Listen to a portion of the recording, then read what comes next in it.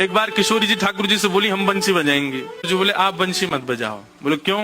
बोले बजेगी नहीं आप। किशोरी जी बोली अच्छा हमसे नहीं बजेगी। ललता विशाखा तुरंत आ गई, ये पहले आ जाए लड़वे लाल जी थे। कहा कही तुमने?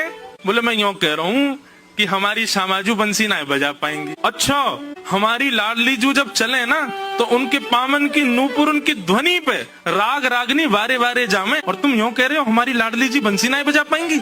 चलो जल्दी अपनी बंसी दो, हमारी किशोरी जी बजाएंगी। अरे मैं कोई किशोरी जी पे संशय ना कर रहा हूँ, किशोरी जी पे कोई आक्षेप ना कर रहा हूँ, वो साक्षात संगीत स्वरूपा है, पर मेरी बंसी जे ना बजा पाएंगी। ललता जी बोली आज तो यही बंसी बजेगी, अब ही बजेगी और तुम्हारे सामने ही बजेगी, लाओ दो। ठाकुर जी बोले ना माननी बात, लो दे दो। हे लाडली जू आज दिखा दो यार, जो बहुत अपने आप को कुछ समझे बंसी बजावे और यूँ सोचे कि या के आगे कोई ना, आज आप बजाए दो, नेक दिखाए दो, अपना स्वर लगाए दो, यही को मूर्छित कर दी हूँ बंसी बजाए के। ठाकुर जी खड़े, हाँ श्री जी बजाओ, हमारा तो सौभाग्य कि हमारी बंसी आपकी सेवा में, पर मैं फिर कह रहा हूँ जी बजेगी नहीं। किशोरी जी ने अपने अधर पर वेणु धारण करके अपनी कोमल उंगलियों से छिद्रों को आच्छादित किया और जैसे ही प्राण पिरोए बस हवा ही हवा निकले, स्वर नहीं निकले। ललता विशाखा कह रही है अरे जल पिला गलो सुगो श्यामाजू को जल पिलाए दियो लेकिन बंसी नए बजे। ठाकुर जी मंद मंद मुस्कुरा रहे, अब मैं कह रहा हूँ नए बजेगी मुंह वापस कर दो। अरे श्यामाजू जी बहुत मायावी है, ये अपनी माया ते कछु कर सके, याने जरूर बंसी बांध दी होगी, याने बंसी को टोना टोटका करके वाके स्वर सबरे अंतर ध्यान कर दिए, नहीं तो हमारी श्यामाजू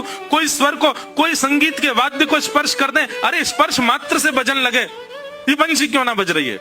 ठाकुर जी बोले पहले वंशी वापस करो फिर बताऊंगा। किशोरी जी ने वंशी वापस करी।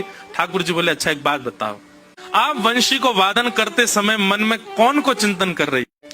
किशोरी जी बोली मैं तो कोई भी वाद्य बजाऊं आपको ही चिंतन करूं। बोले यही तो गलती कर रही हो, ये वंशी जो है ना हमारी अनन्य भक्त है। अनन्य को मतलब कहा होवे एक के अलावा दूसरे को ना भजे, और या वंशी में नित्य आपको ही चिंतन होवे, या वंशी में नित्य आपको स्मरण होवे, ये वंशी आपकी भक्ता है और आप या वंशी से मेरी भक्ति करोगी तो ये वंशी कैसे बजेगी।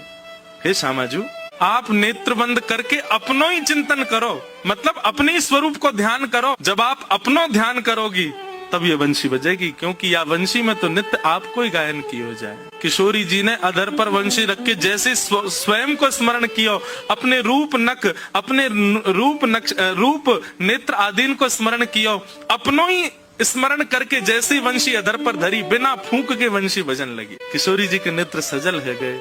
आपकी या अनन्य प्रेम पे ही तो मेरा मन करे कि मैं वारी वारी जाऊं।